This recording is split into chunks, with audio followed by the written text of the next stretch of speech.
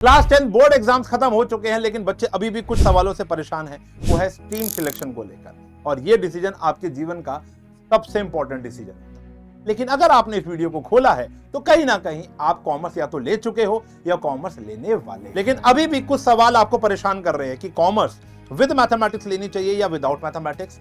अगर मैं with mathematics लेता हूं तो अप्लाइड लूं या कोर मैथ। तो नमस्कार, मैं हूं उशांग भाई, स्वागत करता हूं आपका कॉमर्स एंड फन पर, जहां टीचर्स आपको दिल और दिमाग दोनों से पढ़ाते हैं। और आज के इस वीडियो के अंदर आपके ये सारे के सारे डाउट क्लियर हो जाएंगे। 10 मिनट बाद आप प्रैक्टिकली ये फैसला ले पाओगे कि आपको मैथ्स लेनी है या मैथमेटिक्स नहीं लेनी। सबसे पहले आपको मुझे कमेंट में ये बताना है कि आप कॉमर्स क्यों लेना चाहते हो, वाई कॉमर्स। हर साल मैं बच्चों से ये जानने में बड़ा इच्छुक होता हूँ कि आप कॉमर्स क्यों ले रहे हो। मुझे ऐसे कमेंट पढ़ने में सच्ची बताऊं तो बहुत मजा आता है। मैथमेटिक्स एक ऐसा सब्जेक्ट है जो बच्चों को स्टार्टिंग से ही कहीं ना कहीं डराता आया है। बच्चे 7th 8th में आते हैं तो उनको ये पता चलता है कि 10th के बाद हमारे पास ऑप्शन होता है कि आगे हम मैथमेटिक्स लें या ना लें। तो पहले से मन बनाकर बैठे होते हैं कि भाई मुझे मैथमेटिक्स नहीं लेना, और 10th आते ही वो क्विट कर लेते हैं। लेकिन ये डिसीजन वो इमोशनल होकर लेते हैं। देखो ना, ये बात बिल्कुल तय है कि अगर हम कॉमर्स विद मैथमेटिक्स लेते हैं तो हमारे पास स्कोप थोड़े से ज्यादा होते हैं, एंड कॉमर्स विदाउट मैथमेटिक्स में कैरियर ऑप्शन थोड़े से कम हो जाते हैं। आज की इस वीडियो के अंदर हम दोनों स्रोत पे बात करेंगे कि आपको मैथ्स लेनी है या नहीं लेनी। सबसे पहला, जिसका 0% इंटरेस्ट है मैथमेटिक्स। अगर आपका इंटरेस्ट ही 0 है तो ना आप कुछ कर पाओगे ना मैं कुछ कर पाऊंगा। आप इसको आज ही क्विट कर दो, क्योंकि आपके बाकी सब्जेक्ट को भी हैम्पर करेगा। 0 मतलब 0% इंटरेस्ट है तो आप बिल्कुल भी मैथमेटिक्स नहीं लोगे। दूसरा, अगर आपको वकील बनना है, एंटरप्रेन्योर बनना है, पापा मम्मी का बिजनेस आगे कैरी फॉरवर्ड करना है, कोई स्पोर्ट खेलना है, या कोई ऐसी फील्ड जहां पर मैथमेटिक्स की इतनी ज्यादा जरूरत नहीं है, तो आप आज ही मैथमेटिक्स को क्विट कर सकते हो। लेकिन हाँ, कॉमर्स विदाउट मैथमेटिक्स के जो बच्चे होते हैं उनके पास कैरियर ऑप्शन थोड़े से लिमिटेड होते हैं। तो उस लिमिटेड ऑप्शन में आपको बेस्ट बनना होगा, तभी आप सक्सेसफुल हो पाओगे। और एंड गोल आपका और मेरा यही है। मेरा वीडियो बनाने का और आपका इस वीडियो को देखने का एक ही मात्र उद्देश्य है कि आप कौन सी ऐसी स्ट्रीम लो ताकि आप सक्सेसफुल हो जाए। तो कॉमर्स विद मैथमेटिक्स के अंदर कहीं ना कहीं रिस्ट्रिक्शन तो है, एक दायरा तो है, लेकिन उस दायरे में अगर आप बेहतर होते हो तो आप कहीं ना कहीं अच्छा सक्सेसफुल इंसान बन सकते। अब बात करते हैं उनकी कि आपको कॉमर्स विद मैथमेटिक्स क्यों लेनी। पहला आता है क्वांटिटेटिव फील्ड।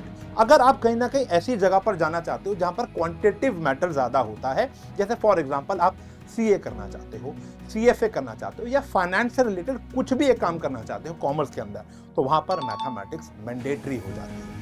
कई बच्चे बोलेंगे कि सर सीए के अंदर तो मैथ्स जरूरी नहीं है ना, अगर मैं 11th 12th के अंदर विदाउट मैथमेटिक्स भी पढ़ाई करता हूं तो भी मैं सीए बन सकता हूं। Answer is yes. लेकिन मैं यहां बात कर रहा हूं कौन सी आपको हेल्प करेगी। अगर मैं 11th 12th में अच्छे से मैथमेटिक्स पढ़ता हूं तो मेरा सीए के अंदर, सीएफए के अंदर, कहीं ना कहीं ACCA के अंदर, आप फाइनेंस से रिलेटेड कुछ भी, आईपी मैट हो गया, फाइनेंस से रिलेटेड, और अब तो सीयूटी भी हो गया, ठीक है, क्योंकि सीयूटी के अंदर भी आपको GAT का टेस्ट देना है, जनरल एप्टीट्यूड टेस्ट, जिसके अंदर मैथमेटिक्स और लॉजिकल रीजनिंग आता ही आता है। तो यहां पर आपको बहुत हेल्प मिलती है इन सारे एग्जाम को क्रैक करने की और एक कॉम्पिटिटिव एनवायरनमेंट को बाकियों से अपने आप को अलग। फिर आता है एग्जाम परफॉर्मेंस। अगर आपके पास 11th 12th में मैथमेटिक्स होती है तो आप आगे जाकर कई बड़े बड़े एग्जाम में अच्छे से कंपीट कर पाओ, जैसे कैट, GMAT ले लो। ये एग्जाम्स काफी कॉम्पिटिटिव होते हैं और यहाँ साइंस वाले बच्चे भी देखने को मिल जाएंगे जो मैथ्स में इन कंपैरिजन कॉमर्स वाले बच्चों से थोड़ा सा ज्यादा बेहतर होते हैं। तो आप अभी से खुद को रेडी कर सकते हो इन एग्जाम्स के लिए। इनके अलावा अगर आपको आईपी मैट, SSC, SAT इन एग्जाम को क्रैक करना है तो मैथ्स लगेगी ही लगेगी। लेकिन सर मैथमेटिक्स से तो मैं भी घबराता हूं, लेकिन ये सारे कोर्सेज तो मुझे भी करने हैं।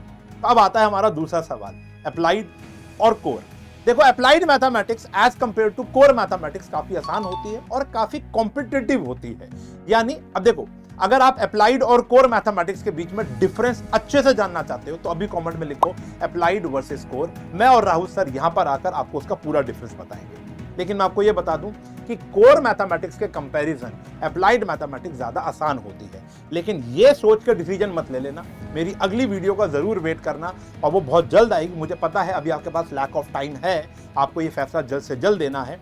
लेकिन मैं आपको ये बात बता दूं कि हम अपने पेड बैचेस के अंदर अप्लाइड और कोर मैथमेटिक्स दोनों पढ़ाते हैं, जो कि कॉमर्स का कोर्स होता है।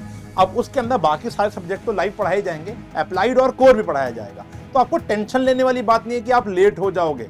हमने आपका पूरा का पूरा इंतजाम कॉमर्स एंड फन पर कर रखा है, चिंता वाली बात नहीं है। तो आप अप्लाइड मैथमेटिक्स लेकर कम डर से कम मेहनत में इन सारे कोर्सेज को ऑप्ट कर सकते हो। फिर आता है एक्सेस टू टॉप कॉलेजेस। देखो, बिना मैथमेटिक्स के आपको अच्छे कॉलेज के अंदर अंडर ग्रेजुएशन प्रोग्राम जो होते हैं हमारे ग्रेजुएशन वाले प्रोग्राम, इसके अंदर एंट्री नहीं मिलती। चाहे वो हमारा DU हो, सिम्बोसिस हो, IP कॉलेज हो, तो वहां पर बहुत दिक्कत आती है। जैसे फॉर एग्जांपल DU के अंदर अगर आपको BA ऑनर्स, इकोनॉमिक ऑनर्स या BCom ऑनर्स के अंदर एडमिशन लेना है तो आपको 12th के अंदर मैथमेटिक्स लेनी ही पड़ेगी। विदाउट मैथमेटिक्स आप इनमें क्वालिफाई भी नहीं कर पाओगे और कहीं ना कहीं एडमिशन नहीं मिलेगा। जैसे सेंट जेवियर कॉलेज बॉम्बे के अंदर अगर आपको BMS करनी है, बैचलर ऑफ मैनेजमेंट स्टडीज, तो आपको इकोनॉमिक्स के साथ मैथमेटिक्स मैंडेटरी हो जाएगी। फिर आता है हमारा सबका सपना, वो है SRCC, Shri Ram college of commerce. यहाँ पर अगर आपको BCom ऑनर्स करनी है या इकोनॉमिक ऑनर्स करनी है तो 12th के अंदर मैथमेटिक्स कंपलसरी होगी। सिम्बोसिस पुणे, जहाँ से मैंने भी MBA फाइनेंस किया था, आपको BBA फाइनेंस या आगे जाकर MBA फाइनेंस के अंदर अगर करना है तो आप तभी एलिजिबल होगे जब आपके पास इकोनॉमिक्स होगी और कहीं ना कहीं मैथमेटिक्स होगी। तो अगर हम मैथमेटिक्स लेते हैं तो इन सारे कॉलेजेस के अंदर एक्सेस आ जाएगा। और आप NTA को भी नहीं जानते। अभी हाल ही में उन्होंने क्या किया कि अगर आप CUET देते हो तो आपके पास 11th 12th के अंदर मैंडेटरी मैथमेटिक्स होनी चाहिए, तभी आप BCom ऑनर्स जैसा बड़ा कोर्स कर पाओगे। और BCom honours is the basic thing जो एक कॉमर्स के बच्चे को करना चाहिए। विदाउट मैथमेटिक्स आप BCom पास या प्रोग्राम तो कर सकते हो, लेकिन ऑनर्स करने के लिए, इकोनॉमिक ऑनर्स करने के लिए, BCom ऑनर्स करने के लिए मैथमेटिक्स बहुत ज्यादा जरूरी हो जाए। तो अगर आप इन कॉलेजेस के अंदर जाना चाह रहे हो या आपका सपना है तो आप प्लीज कॉमर्स विद मैथमेटिक्स लेना। अब अप्लाइड लोगे या कोर, वो मैं आपको अगली वीडियो में बताऊंगा। तो देखो, मुद्दे की बात यह है कि अगर हम इमोशनल होकर मैथमेटिक्स छोड़ देते हैं तो हमारे हो सकता है कि कई सपने टूट जाएं। तो अगर हम 2 साल और मैनेज कर ले मैथमेटिक्स को पढ़ना तो आपके लिए वो बहुत बेहतर साबित हो सकता है, और ऐसा हुआ है। मैं यहाँ ये आपको दबाव नहीं डाल रहा हूँ कि आपको मैथ्स लेनी ही लेनी है, लेकिन इस एजुकेशन सिस्टम का ये सत्य है कि मैथ्स वाले बच्चे के पास स्कोप बहुत ज्यादा होता है एज कंपेयर टू दिस। अब हम कमेंट सेक्शन के अंदर एक और मुहिम चालू कर देते हैं।